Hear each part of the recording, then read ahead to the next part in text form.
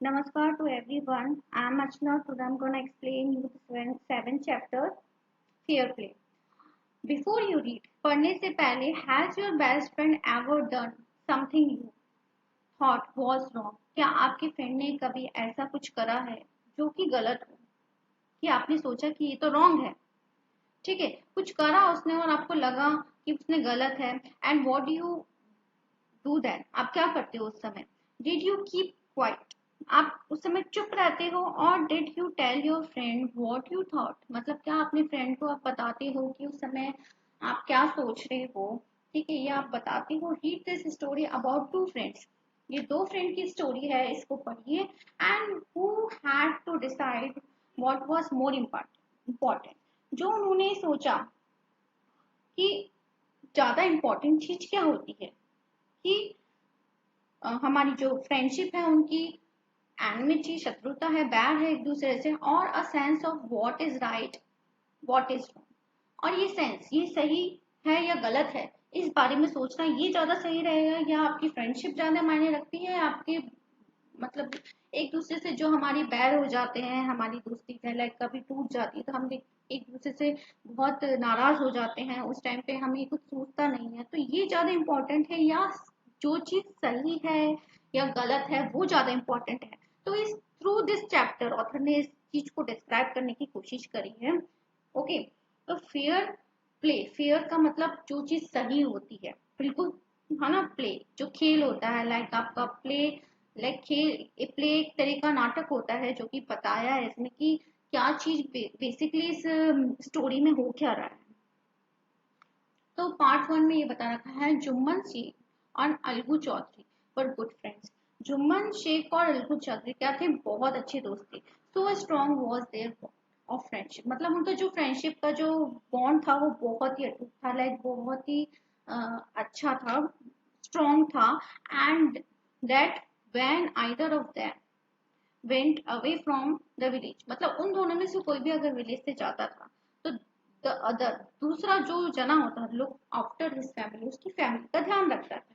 Both were greatly respected in village, दोनों ही का बहुत ही मतलब सम्मान करा जाता था वहां विलेज में। Jumman had an old aunt, Jumman की एक है ना ओल्ड आंट थी, ठीक है, उनकी हु हैड सम प्रॉपर्टी, उनकी कुछ प्रॉपर्टी थी, कुछ जमीन थी, जायदाद वगैरह जो भी थी, तो his sorry this she transfer to him, तो वो जो प्रॉपर्टी थी, जमीन वगैरह जो थी, वो उन्होंने अपनी प्रॉपर्टी किसके नाम कर दी, उसके नाम कर दी, जुम्मन के नाम कर दी, to him, on understanding that she would stay with him, ये अंडरस्टैंड मतलब ये सोचते हुए उन्होंने उसके नाम ये ट्रांसफर कर दी कि वो उनके साथ रहेगा, stay with him, and he would look after her, और उनका ध्यान रखेगा वो। The arrangement work well for a for a couples of year, मतलब जो अरेंजमेंट उन्होंने करे, उनका ध्यान रखा, तो कुछ सालों तक तो ये चीज सही थी। Then the situation change, change मतलब बदल गई, ये सिचुएशन बिल्कुल बदल गई। Jumman and his family were tired of, मतलब किसी चीज से परेशान हो जाना, या आप थक जाते हो किसी चीज से रखते हुए, ऑफ ओल्ड रिलेटिव, मतलब उस उनको संभालते संभालते उन्हें लगने लग गया कि अब हम थक चुके हैं, हमें मतलब वो करना नहीं चाहते थे, ये मतलब है कि वो केयर ही नहीं करना चाहते थे। Jumman become as indifferent to her as his wife, मतलब वो बिल्कुल उनमें इंटरेस्ट ही नहीं ले रहा था, इनडिफरेंट मतलब किसी चीज में इंटरेस्ट नहीं लेना, टू हर एज हिज, जो वाइफ थी उसकी, वो ब्रिजेट इवन और लिटिल फूड, मतलब वो उनको जो ओल्ड लेडी थी उन्हें खाना जो देती थी वो बहुत थोड़ा सा ही देती थी, इनसफिशिएंट देती थी, जो कि अनहैप्पी करने वाला था सामने वाले को। That the old lady wanted every चीज एवरीथिंग, जो ओल्ड लेडी को रोजाना जो खाने की जरूरत थी वो भरपाई नहीं कर पाती थी, कम देती थी। शी सैलोड, मतलब निगलना होता है सैलोड मतलब, लेकिन दिस इंसल्ट, उन्होंने निगल ली अपनी इंसल्ट को, मतलब उस चीज को उन्होंने इग्नोर कर दिया, चलो कोई बात नहीं, थोड़े दिन उन्होंने सहा, along with her food, अपने खाने के साथ फॉर अ फ्यू मंथ्स, थोड़े मंथ तो। बट पेशेंस, जो उनका जो पेशेंस था उनका, उन्होंने धैर्य रख रखा था अपने अंदर जो था, हैज इट्स लिमिट्स, की भी कोई लिमिट थी। तो जो इनकी आंट है उनका धैर्य टूट गया और एक दिन उन्होंने क्या करा, one day she spoke to Jumman, उन्होंने जुम्मन को कहा कि my son, it is now obvious that I am not wanted in your house. ये तो बिल्कुल क्लियर हो चुका है, ऑब्वियस हो चुका है कि तुम्हें मेरी जरूरत नहीं है, तुम्हारी फैमिली को मेरी जरूरत नहीं, इस घर में मेरी जरूरत नहीं है। Kindly give me a monthly allowances, मुझे मंथली जो पेमेंट करते हैं, लाइक भत्ता देते हैं महीने का जो भी खर्चा चलाने के लिए, so that I can set up a separate kitchen, मैं अपनी सेपरेट किचन सेटअप कर पाऊँ, तो मुझे मंथली अलाउंस दे। तो my wife knows best how to run house. तो उसने बोला कि मेरी बीवी ये जानती है, मेरी वाइफ ये मतलब वो अच्छे से जानती है किस तरह से हाउस चलाया जाता है। बी पेशेंट, बिल्कुल आप धैर्य रखो। सैड बी पे जुम्मन शेमलेसली, मतलब उसने बिल्कुल ही शर्म, बिना शर्म, मतलब शर्म को छोड़ते हुए उसने इस तरह से कुछ अजीब से ढंग से उससे जवाब दिया जो उसे देना नहीं चाहिए था। This made his aunt very angry. तो ये सब चीजों से उसकी जो आंट थी वो बहुत ही क्या हो गई, गुस्सा हो गई, और उन्होंने ये डिसीजन लिया, she decided to take her case to village panchayat. जो विलेज की जो पंचायत थी, गांव की पंचायत थी, तो उन्होंने सोचा जो उनका डिसीजन है वो वहां लेके जाएगी। For many days old lady was seen talking to villagers, explaining her case and seeking their support. तो बहुत दिनों तक जो बूढ़ी औरत थी, उन्होंने कई बातें करी वहां के लोगों से, विलेजर्स से, और उन्हें समझाया उनकी केस के बारे में, उनकी जो दिक्कतें थी उनकी उसके बारे में बात करी, और उनका सपोर्ट मांगना चाहा कि कोई उन्हें सपोर्ट करे, कुछ मतलब कहे उनके फेवर में। सम सिंपथाइज, हम कुछ लोगों ने उन्हें सहानुभूति दी कि हाँ आप सही हो। अनदर लाफ्ड एट हर, कुछ हंसे उसके ऊपर, and few other advice her to make it up, कुछ ने एडवाइस दी कि तुम्हें ये कि तुम अपने नेफ्यू जो होते हैं, तुम्हारे जो आसपास के लोग होते हैं पास में, जो आपके नेफ्यूज होते हैं और उसके वाइफ होते हैं, उनके साथ बना के रखो, कि आपकी जो भतीज जो है और उसकी जो वाइफ है उसके साथ क्या रखो, जो आपकी मतलब जिनसे आपका बैर है, जिनसे आप नाराज हो कोई हो, आप उनसे बना के रखो, तो हो सकता है आपकी प्रॉब्लम का सोल्यूशन हो जाए। उन्होंने ये एडवाइस दी कि आप उनसे बना के रखो। At last she came to Algu Chaudhary and speaking. At last जो हुआ ना, अलगू चौधरी जो उसका फ्रेंड था उसके पास गई और उन्होंने उससे कहा, यू नो चाची, Jumman is my best friend. तुम जानती हो चाची कि जुम्मन मेरा अच्छा दोस्त है, बहुत ही गहरा दोस्त है। How can I go against him, मैं उसके खिलाफ कैसे जा सकता हूँ। Algu said, but it is right my son to keep mum, मतलब ये बिल्कुल सही, क्या मतलब, इज इट राइट, क्या ये सही होगा, माई सन, मेरे मेरे बच्चे, कि तुम चुप रहो, मम मतलब चुप रहो, एंड नॉट से what you consider just and fair, मतलब ये तुम्हारे लिए क्या सही होगा कि तुम चुप बैठे रहो और ये कंसिडर कर लो, ये सोच लो कि ये चीज बिल्कुल सही है। प्लेटेड द ओल्ड लेडी, उसने मतलब अपनी बात रखते हुए याचना की कि भाई ये चीज सही है, क्या तुम ये सही कर रहे हो। Come to the panchayat and speak the, तुम पंचायत आओ और बिल्कुल सच कहो इस बारे में। शी सैड, उसने कहा। अलगू डिडेंट रिप्लाई, तो अलगू ने है ना बिल्कुल रिप्लाई नहीं करा, इस बात का जवाब नहीं दिया, but her words keep ringing in his year, मतलब उसके जो वर्ड्स थे वो उसके कानों में जा रहे थे कि कहीं ना कहीं हाँ वो सही है। पार्ट टू में क्या हुआ, पंचायत हेल्ड करी गई द सेम इवनिंग, उसी सेम इवनिंग पे under a old banyan tree, जो बैनियन बरगद का पेड़ था उसके नीचे पंचायत करी गई।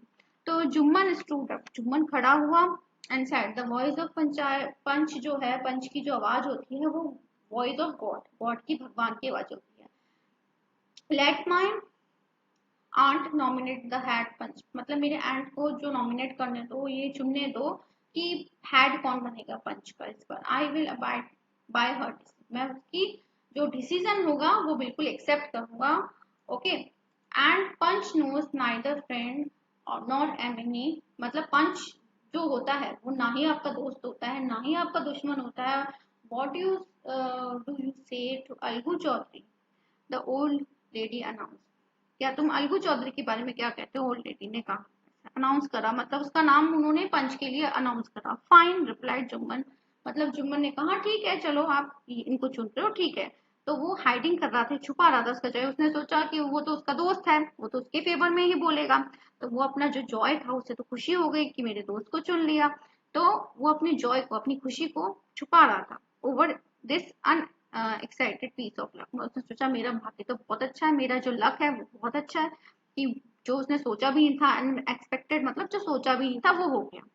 तो चाची you are aware of my friendship with Jumman. चाची अब जानती हो मेरी जुम्मन से क्या दोस्ती है। अलगू ने ऐसा कहा, फिर भी आपने मतलब मेरे को चुन लिया।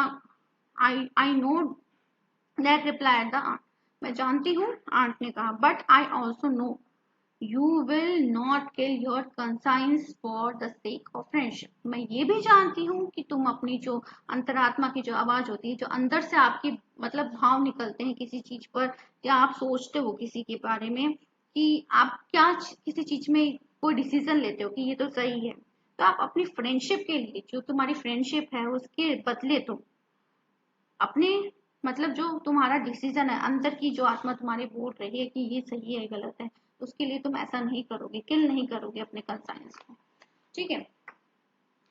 God lives in the heart of panch. God मतलब निवास करता है, रहता है पंच के जो हार्ट में। ठीक है। His and his voice is the voice of God. मतलब उसकी जो आवाज होती है वो भगवान की आवाज के बराबर होती है। And the old he explain her case. उसने इस तरह से एक्सप्लेन करा अपना केस को। Jumman said Algu you and I R old. Jumman ने कहा कि like Algu you and I R old friends. मतलब अलगू ने कहा कि है ना जुम्मन, देखो तुम और मैं क्या हो, बहुत गहरे दोस्त हो, ओल्ड फ्रेंड्स हो, पुराने दोस्त हैं। And your aunt is as dear to me as you. तुम्हारी जो आंट है वो उतनी ही मेरे लिए प्रिय है जितनी तुम हो। नाउ आई एम अ पंच। मैं एक पंच हूँ अब। मतलब वो समझाना चाह रहा था कि मैं तुम्हारा यहाँ पर दोस्त नहीं हूँ। वो मेरे लिए जितने मायने रखती है, मैं भी तुम्हारे लिए उतना ही मायने रखता हूँ। और मैं अब पंच हूँ। You and your aunt are equal before me. तुम दोनों ही मेरे लिए क्या हो, बराबर हो। एंड वॉट हैव यू से टू इन योर डिफेंस। मतलब तुम अपने डिफेंस में, अपने बचाव में क्या कहना चाहती हो। 3 years ago, 3 साल पहले जुम्मन जुम्मन ने ऐसा बताना चालू हुआ कि my aunt transfer her property to me. मतलब उन्होंने अपनी प्रॉपर्टी मेरे नाम कर दी। I promise to support her as long as she live. मतलब मैंने ये प्रॉमिस करा था कि मैं उनको सपोर्ट करूंगा जब तक वो जिएगी। ठीक है। I have done all I could. मैं जो भी कर सकता था मैंने किया। There have been a couple of quarrel. कुछ झगड़े भी हुए between my wife and her, but I can't stop. मैं इन्हें रोक नहीं पाया। Now my aunt is claiming a monthly announcement for. मतलब वो मेरे से मंथली अलाउंस मांग रही है। This is not possible. ये मेरे लिए पॉसिबल नहीं है। That's all I have to say. मैं यही कहना चाहता हूँ। Jumman was cross examine. Jumman को क्रॉस एग्जामिन मतलब ये सिर्फ बातें उसकी सच है झूठ है, तो इस चीज को उन्होंने क्रॉस एग्जामिन करा by Algu and others. Others ने मतलब दूसरे जनों ने और अलगू ने। देन अलगू अनाउंस, उन्होंने ये घोषणा की, ये बताया कि we have gone into the matter carefully. हमने इस मैटर को, इस जो हम जो चल रहा था उसको मैंने ध्यान से क्या करा है, बिल्कुल स्टडी करा है। इन आर ओपिनियन, हमारी मतलब हम जो सोचते हैं हमारे उससे, Jumman must pay his aunt a monthly amount. Jumman को पे करना पड़ेगा मंथली अमाउंट। और as the property goes back to her, या तो उसकी प्रॉपर्टी उसे वापस करनी पड़ेगी। Now two friend become random seen together. मतलब जो दो दोस्त थे वो एक दूसरे के एक तरह से दुश्मन बन गए थे कि the bond of friendship between them was broken. उनके बीच में जो फ्रेंडशिप थी वो टूट चुकी थी क्योंकि उसने डिसीजन उसके फेवर में नहीं दिया। ठीक है। In fact Jumman was Algu's an enemy. Jumman Algu का क्या बन गया था, दुश्मन बन गया था। एंड वांटेड हिज रिवेंज, मतलब उससे वो बदला लेना चाहता था उस चीज का। अब पार्ट 3 में क्या हुआ, डेज पास्ट, दिन गुजरते गए। As ill luck would have it, मतलब ये बहुत ही बैड लक था उसका। या अलगू चौधरी का क्या हुआ, found himself in a tight spot. मतलब उसके सामने भी एक कुछ दिक्कतें आ गई, कुछ डिफिकल्ट सिचुएशन आ गई। ठीक है। डिफिकल्ट सिचुएशन आ गई जिसमें one of his pair, fine pair of bullocks died. जो उसका पेयर था फाइन पेयर ऑफ बुलक्स, उसमें से एक जना मर गया और ही सोल्ड द अदर, और दूसरा जो था उसने उसे बेच दिया समझू साहू को। तो अ कार ड्राइवर, जो कि वो चलाने वाला था, गाड़ी चलाने वाला था, जो बैलगाड़ी चलाते हैं, of village. The understanding was the Sahu would pay the price of bullock in 1 month. तो ये डिसाइड हुआ कि वो बुलक की पूरी उसने कॉस्ट नहीं दी थी, तो वो 1 महीने के अंदर उसका जो पेमेंट है वो पूरा कर देगा। It so happen that bullock died with in a month. लेकिन जो उसने उसे बुलक दिया, जो बैल वगैरह दी, वो एक ही महीने में मर गया, ठीक है। And several months after bullocks death, उसकी बहुत महीनों बाद अलगू ने उसे याद दिलाया, रिमाइंडेड करवाया साहू को of his money that he had not paid, उसने अभी तक उसका पेमेंट नहीं करा।